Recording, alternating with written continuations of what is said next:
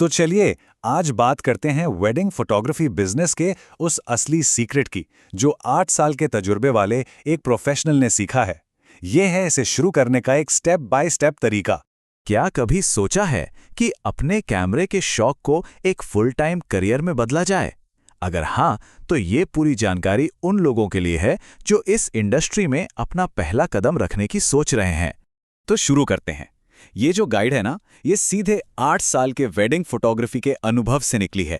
इसमें वो सब कुछ है जो किसी को अपना बिजनेस शुरू करने, चलाने और उसे आगे बढ़ाने के लिए जानना जरूरी है।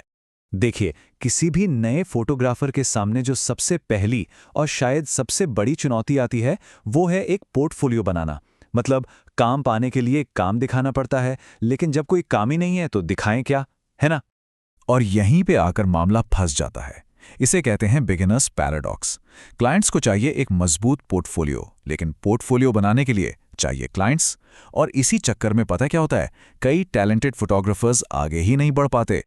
तो इस चक्कर को तोड़ा कैसे जाए? देखिए, शुरुआत में ना कुछ शूट्स शायद फ्री में भी करने पड़ सकते हैं।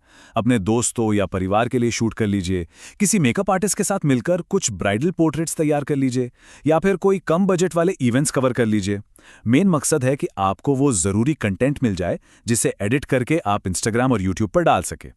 अच्छा, एक बार जब आपका पोर्टफोलियो बनना शुरू हो जाए, तो अगला कदम आता है एक प्रोफेशनल पहचान बनाने का। एक ऐसी पहचान जो किसी से बात होने से पहले ही भरोसा जगा दे। देखिए, एक मजबूत ब्रांड ही आपकी पहली छाप छोड़ता है। तो क्या करना है? इंस्टाग्राम, फेसबुक, यूट्यूब, हर जगह एक जैसा प्रोफेशनल लोगो इस्तेमाल करना है। बायो में अपना फ़ोन नंबर और ईमेल साफ साफ लिखना है। और हाँ, भले ही आपके पास सिर्फ 5 अच्छी तस्वीरें हों, पर वो बेहतरीन क्वालिटी की होनी चाहिए। यही वो चीज़ है जो आपके बिजनेस को असली और भरोसेमंद दिखाती है। ठीक है, ब्रांड बन गया। अब आते हैं 2 सबसे जरूरी सवालों पर। क्लाइंट्स मिलेंगे कहाँ से? और ये जो महंगे इक्विपमेंट्स हैं, इनका खर्चा कैसे उठेगा? शुरुआती क्लाइंट्स के लिए ना अपने मौजूदा कॉन्टैक्ट्स का ही इस्तेमाल करना सबसे बेस्ट है। कैनवा पर एक बढ़िया सा फ्लायर बनाकर बिजनेस की घोषणा कर दीजिए। इंस्टाग्राम और फेसबुक पर स्टोरीज डालिए, व्हाट्सएप पर एक ब्रॉडकास्ट लिस्ट बनाइए और अपने काम का लिंक सबके साथ शेयर कीजिए।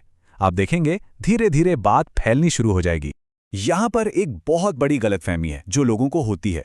उन्हें लगता है कि बिजनेस शुरू करने के लिए 4 लाख का कैमरा खरीदना ही पड़ेगा। जी नहीं, ये बिल्कुल सच नहीं है। जब तक बिजनेस से अच्छी खासी कमाई न होने लगे, तब तक कैमरा और लेंस किराए पर लेना ही सबसे स्मार्ट फैसला है। तो फिर पहला बड़ा इन्वेस्टमेंट कहाँ करें? कैमरे में नहीं, बल्कि एक मजबूत एडिटिंग सेटअप पर। सोचिए, कैमरा तो किराए पर मिल जाएगा, लेकिन अपना कंप्यूटर, फुटेज एडिट करने के लिए, डेटा का बैकअप रखने के लिए और क्लाइंट्स को फाइनल काम दिखाने के लिए वो बहुत जरूरी है। और ये सेटअप महंगा भी नहीं है। लगभग 50 से 60 हजार रुपए में एक अच्छा एडिटिंग कंप्यूटर तैयार हो सकता है। एक ऐसा कंप्यूटर जो फोटो और वीडियो दोनों के लिए काफी पावरफुल हो। ये वो इन्वेस्टमेंट है जो आपके बिजनेस को पहले दिन से ही प्रोफेशनल बना देगा। और अब आते हैं उस सीक्रेट पर जिसके बिना कोई भी बिजनेस टिक ही नहीं सकता। पेमेंट कैसे लें? ये वो फाइनेंशियल स्ट्रैटेजी है जो आपके बिजनेस का भविष्य तय करेगी। जरा सोचिए, फोटोग्राफी बिजनेस के फेल होने का नंबर 1 कारण क्या हो सकता है? इसका जवाब है कैश फ्लो का बिगड़ जाना, मतलब सही समय पर पैसा हाथ में न होना। और यही वो चीज है जो अच्छे बिजनेस को आगे बढ़ने से रोक देती है।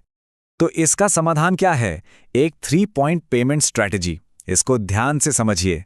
पहला, बुकिंग के समय 20% एडवांस लीजिए। दूसरा, शादी से 1 महीने पहले 70% तक पेमेंट ले लीजिए, ये कहकर कि टीम को एडवांस देना है। और तीसरा, जो सबसे जरूरी है, शादी वाले दिन शूट खत्म होते ही बाकी का पूरा 100% पेमेंट ले लीजिए। इस नियम को हमेशा याद रखना है। मैं फिर से दोहराता हूं, जिस दिन शादी का शूट खत्म हो, उसी दिन 100% पेमेंट ले लें। पेमेंट पूरा होने तक फोटो या वीडियो डिलीवर ना करें। बस ये एक नियम आपके बिजनेस को फाइनेंशियल मुश्किलों से बचा लेगा। अब देखिए, जैसे जैसे बिजनेस बढ़ेगा, अकेले सब कुछ संभालना मुमकिन नहीं होगा। तो अगला कदम क्या है? एक भरोसेमंद टीम बनाना। अब आप सिर्फ एक फोटोग्राफर नहीं रह गए हैं, बल्कि एक बिजनेस ओनर बन रहे हैं। तो एक अच्छी टीम कैसे बनेगी? अपने एरिया में अच्छे फ्रीलांसरों को ढूंढिए। अच्छे वीडियोग्राफर, एडिटर्स और एल्बम डिजाइनर के साथ नेटवर्क बनाइए। हर बातचीत में ईमानदार और प्रोफेशनल रहिए। इसी से आपकी एक अच्छी साख बनती है। और टीम बनाने का एक सुनहरा नियम है, इसे कभी मत भूलिएगा। अपनी टीम को हमेशा हमेशा टाइम पर पेमेंट करें। जैसे ही क्लाइंट से पूरा पेमेंट आए, टीम को उनका हिस्सा तुरंत दें। इसी से लंबा भरोसा कायम होता है। और आखिर में चलिए बात करते हैं उस मानसिकता की जो एक शौक को एक सफल करियर से अलग करती है। ये सफलता का आखिरी लेकिन शायद सबसे जरूरी हिस्सा है। याद रखिए, अपने काम में लगातार बने रहें, प्रोफेशनल रहें और अपने क्लाइंट्स और अपनी टीम के साथ हमेशा सच्चे रहें। भरोसे के साथ काम करना ही लंबी रेस में टिकने का मंत्र है। शून्य से शुरुआत करके किराए के कैमरों से लेकर अपना खुद का एक फुल स्टूडियो बनाने तक का सफर, ये बिल्कुल मुमकिन है। बस जरूरत है सही स्ट्रैटेजी और सही सोच की। तो ये सब जानने के बाद अब सवाल सिर्फ एक है कि पहला कदम क्या उठाया जाएगा।